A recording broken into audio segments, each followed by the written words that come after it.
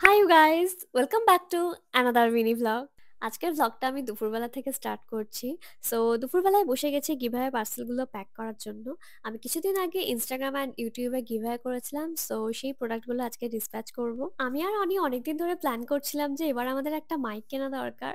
So finally সেটা কিনে নিয়েছি আর আজকে সেটা ডেলিভারি দিয়েছে।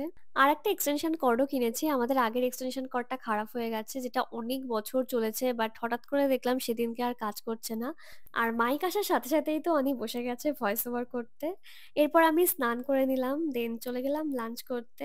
আজকে লাঞ্চে রয়েছে মাছ ভাজা, তারপর মাছের তেল আর ডিম দিয়ে একসাথে ভাজা, তারপর রয়েছে আবার মাছের ঝোল। আজকে সবকিছুই মাছ মাছ আর কি। বিকালবেলা আমি রেডি হয়ে নিলাম, আমি আর অনি যাচ্ছি গিভঅ্যাওয়ে পার্সেলগুলো কুরিয়ার করতে। অনিরও দুটো পার্সেল কুরিয়ার করার আছে। ওখান থেকে কাজ মিটিয়ে চলে গেছিলাম মোর গ্রসারি স্টোরে, আমাদের কিছু কেনাকাটার ছিল। আর এখান থেকে না এই মিলেটের নুডলসটা নিয়েছি, ট্রাই করে তোমাদের সাথে রিভিউ শেয়ার করবো ওখানে। এরপর আরও কিছু টুকটাক জিনিস নিয়ে নিলাম, তারপর বাড়ি এসে খেলাম চিকেন নাগেটস, যেটা আজকেই কিনে এনেছি।